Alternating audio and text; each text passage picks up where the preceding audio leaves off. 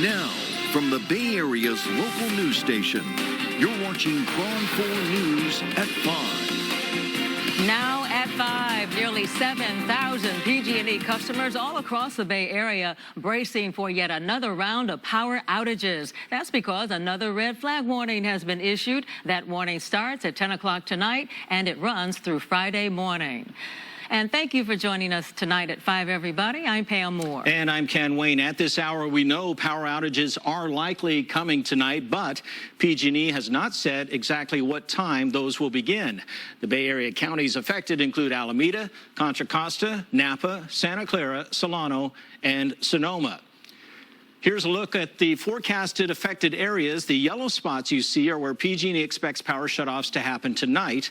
The biggest concentration of yellow right now is in Napa County. So in light of everything that's going on, let's check on those fire weather conditions. KRON 4's Chief Meteorologist Lawrence Karnow joins us with what to expect tonight. Lawrence. Yeah, we're going to see periods of gusty winds here over the next couple of days. We've already seen some of those winds already, but the red flag warnings going up again. In fact, those red flag warnings going to bring with it some very gusty winds over the next couple of days, probably through the weekend and maybe into next week too. In fact, we're going to watch these winds really beginning to pick up. You'll see them over the Santa Cruz Mountains. We've upped the ante here just a bit. Gusts maybe 30 to 40 miles an hour. Very, very low humidity down to 12 and 20%. You get the East Bay Hills, 20 to 30 mile an hour gusts, even higher than that over the Diablo Range, the Oakland Hills, maybe some 40 and 50 mile an hour gusts there as well. And in the North Bay, looking at some very strong gusty winds as well. Solano County, you're going to see 25 to 40 mile an hour winds.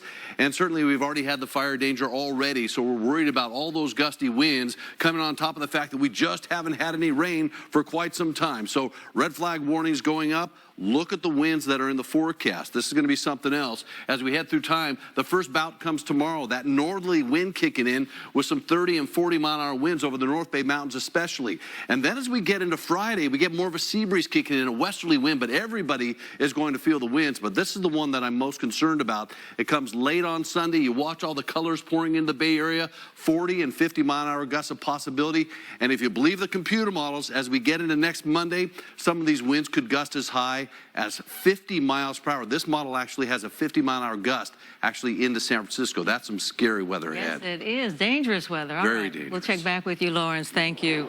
A big story this Wednesday night. A state appeals court has ordered San Quentin State Prison to immediately transfer or release 1,700 prisoners. The court is citing California's failure to stem a deadly outbreak of COVID-19 at the prison. According to court records, 75% of the inmates at San Quentin have COVID-19, and so far 28 of those inmates have died from the virus.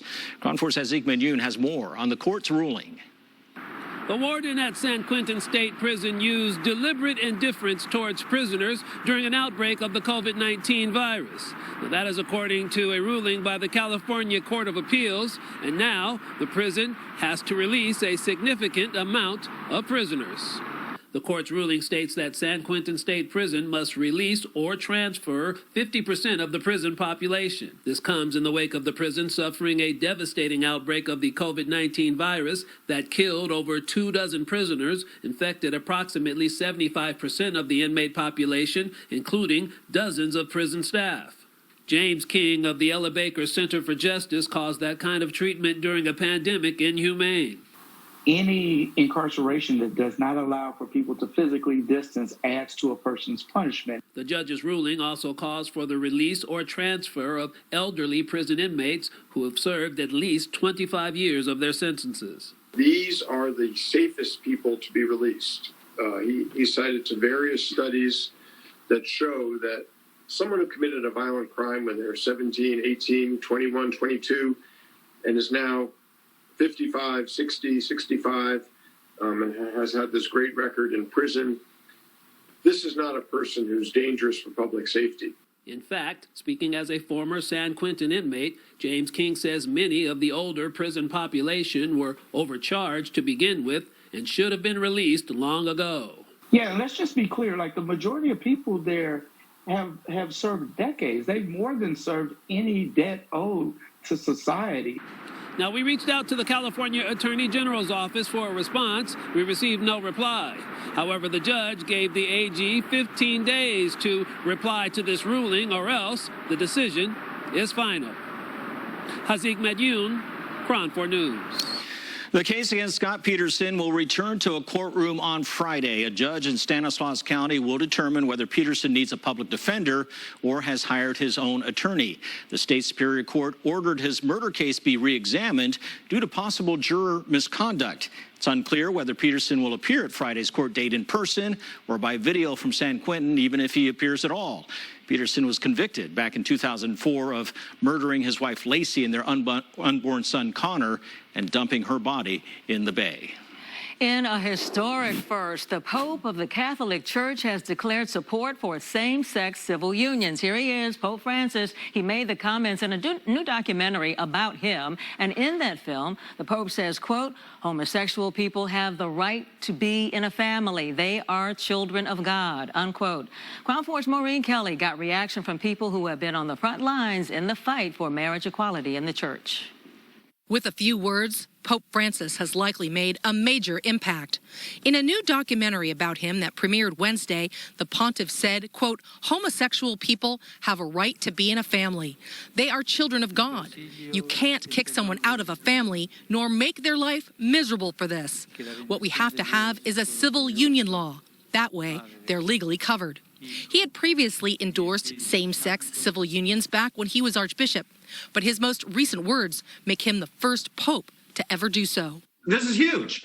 This could, well, maybe let me just rephrase it. This could be huge. John Lewis and his husband, Stuart Gaffney, have been fighting for marriage equality since they tied the knot the first time in 2004. While they would have preferred the Pope specifically endorse same-sex marriage rather than civil unions, they say it's a big step forward. I'm thinking of gay Catholic youth who might be struggling to come out in their families and in their churches, and the difference that this can make in real people's lives, that our loving relationships are being recognized in this way. This Pacifica couple, who were also practicing Catholics, got married in 2014, flanked by their twin sons. They hope the Pope's words will trickle down to others in the Catholic Church who are less accepting of gay and lesbian couples. I grew up as a Catholic, so it is really big. It's a big step forward for him to be thinking that way. And I think that will change also all the priests that we have in the Catholic Church, because before we feel that we are being ostracized also. But the Pope's words do not mean that gay couples should start planning for a big church wedding anytime soon. In a statement, the San Francisco Archbishop says back in January, the Pope clarified that civil unions could in no way be equated to marriage. You can read his full statement on our website, KRON4.com. Maureen Kelly, KRON 4 News. As we get closer to November 3rd, KRON 4 is your local election headquarters. Today, a judge rejected the California Attorney General and Secretary of State's demands for information on the Republican Party's ballot boxes. Our Capitol Bureau reporter Ashley Zavala explains the latest in the battle over those boxes. A Sacramento Superior Court judge Wednesday sided with the California Republican Party, ruling it does not have to hand over the names and addresses of voters who used GOP-sponsored ballot boxes. It will be a full day in hell before the Republican Party voluntarily hands over to the Secretary of State the names of voters who entrusted their ballots to us. We believe they're entitled to privacy. We do intend to respond formally in writing to the discovery requests that were propounded on us, but they may not be able to get all the information that they want. But for now, it's round one that went to us. Wednesday's decision comes a day after the state's Democratic Attorney General and Secretary of State sued the California GOP. Through the lawsuit, the two are attempting to get the party to comply with an investigation into unauthorized ballot drop boxes. A spokesperson for the Attorney General said Wednesday it continues to review the matter and will continue to take steps, including in court where necessary, to ensure every voter who casts their ballot will have their voices heard. The battle over the ballot boxes is now into its second week after members of the Republican Party set up some drop boxes in GOP offices and near gun shops and churches. State Democratic leaders claim the boxes are illegal, while Republicans remain confident they are in line with state ballot collection laws. How many boxes and their exact location, the GOP won't say. In Sacramento, Ashley Zavala, KRON 4 News. The Contra Costa County Elections Office has already started sorting through ballots for the November election. This is a picture posted by the Contra Costa ago. Both of those countries have obtained voter registration data, and Iran used that information to send spoof emails designed to intimidate voters. So far, there is no evidence, according to the FBI, that Russia has sent similar emails, but the FBI does say that it is doing everything it can to make sure your vote is not compromised and to stop the spread of misinformation. You should be confident that your vote counts. Early, unverified claims to the contrary should be viewed with a healthy dose of skepticism. We encourage everyone to seek election and voting information from reliable sources, namely your state election officials, and to be thoughtful, careful, and discerning consumers of information online. If you receive an election-related email that you think is a scam, you are encouraged to contact the FBI. Here at KRON 4, we are committed to helping make sure your vote counts. If you experience a problem casting your ballot, let us know and we'll investigate. You can email us at votingproblems@kron4.com. Now to the South Bay, where 32 people in San Jose have been displaced. That follows two different fires on Tuesday night. The first fire started at a West San Jose apartment complex on Boynton Avenue. It spread to 8 units and an attic, ultimately displacing 26 adults and 6 children. Luckily, nobody was hurt. The second fire started after a propane tank exploded at the intersection of northbound 880 and Stevens Creek Boulevard. That happened around 10 o'clock last night. The 1-acre vegetation fire was controlled around 11:30 p.m. with no injuries or structure damage. That's according to fire officials. And starting tonight, residents in San Jose will be able to weigh in on the search for a new police chief. The community conversation is open to all residents, but is focused on residents in neighborhoods near Almaden, Blossom Hill, and Santa Teresa. The conversation will be held on Zoom, and attendees will have the opportunity to share their perspectives and their concerns. Current police chief Eddie Garcia is going to retire in December. On the peninsula, San Mateo County Sheriff's officials announced human remains have been found along San Bruno Mountain. Officials say the bones appear to have been there for, quote, quite some time. An investigation is underway to try to determine who that person was and a potential cause of death. No other details were immediately available. Anyone who has any information on this is asked to contact San Mateo County Sheriffs.